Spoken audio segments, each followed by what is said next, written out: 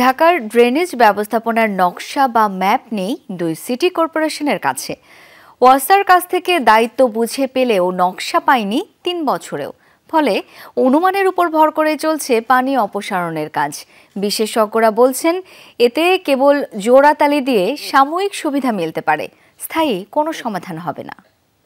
Ceylon family ব্লেন্ডের কড়ালিকার আর সতেজ স্বাদের perfect ব্লেন্ডে স্বপ্নেরা মিলুক টানা।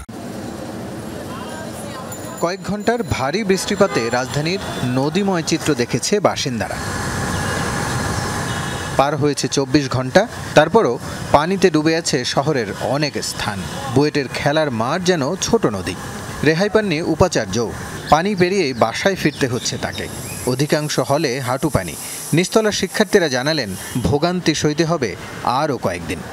আসলে বৃষ্টির সময় বুঝতে পারি নাই, তখন আর কি রুমে ছিলাম না, আমরা চারজনের কেউই, সবই ভিজছে। পরে বাসা থেকে আবার এই জন্যই দ্রুত হলে আসছে। এখন আমাদের ডাইনিং অফ, তো খাওয়া দাওয়া দেখা গেছে ক্যান্টিনে করতে হয়। ক্যান্টিনগুলোতে রান্নার ব্যবস্থা, মানে তারা খুবই কষ্টে রান্না করতেছে।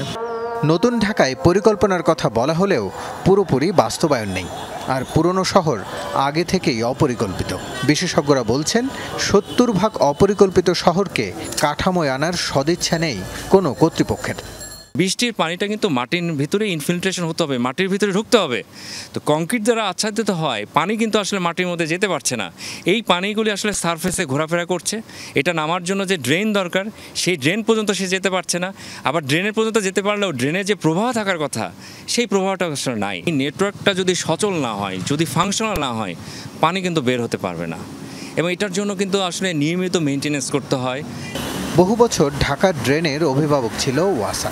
অনেক সমালোচনার পর ৩ বছর আগে দায়িত্ব বুঝে পায় দুই সিটি কর্পোরেশন। তবে অবিশ্বাস্য হলেও সত্যি, ড্রেনেজ ব্যবস্থার কোনো নকশা নেই দুই সিটির কারো কাছে।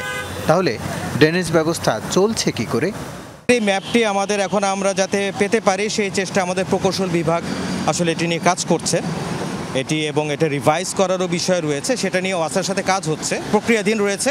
অবশ্যই যেই আমাদের সমস্ত প্রক্রিয়া সম্পন্ন করে সব কিছু আমরা পাবো। বিশ্বব্যাপী ২০২১ সালে যখনই ৫৫টা স্লুইস গেট এবং রেগুলেটর যখন ওয়াসা থেকে প্রাপ্ত হয়, এখন সেগুলা কি অবস্থায় পেয়েছিল সেই বিষয়ে আমি যেতে চাচ্ছি না, কিন্তু এগুলাকে সচল করে কিন্তু এই কার্যক্রমগুলো পরিচালনা করা হয়। বলা হয়ে থাকে, ঢাকার দুই সিটিতে প্রায় ২০০০ কিলোমিটার ড্রেন লাইন রয়েছে। পানি নিষ্কাশনে রয়েছে বেশ কিছু খাল। দখলে এমনিতেই নাকাল সেগুলো। বিশেষজ্ঞরা বলছেন, নকশা না জেনে ব্যবস্থা নেওয়া ডাক্তারি পাশ না করে চিকিৎসা দেওয়ার মতোই। তো যখন আমি ড্রেনটা বুঝে নিলাম, শুধু ড্রেন বুঝে নিলে তো হবে না, এর সাথে নকশাটা তো বুঝে নিতে হবে।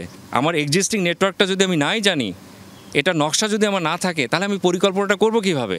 তার মানে পরিকল্পনা এখানে ব্যাপক ঘাটতি আছে। অনেকটা অ্যাডহক বেসিসে আমরা আসলে নির্মাণ কাজ করছি। কোটি কোটি টাকা যে আমার ঢাকার ড্রেনেজ সিস্টেমের পেছনে বিনিয়োগ করা হলো, নগরবাসী কিন্তু এর সুবিধা পাবে না।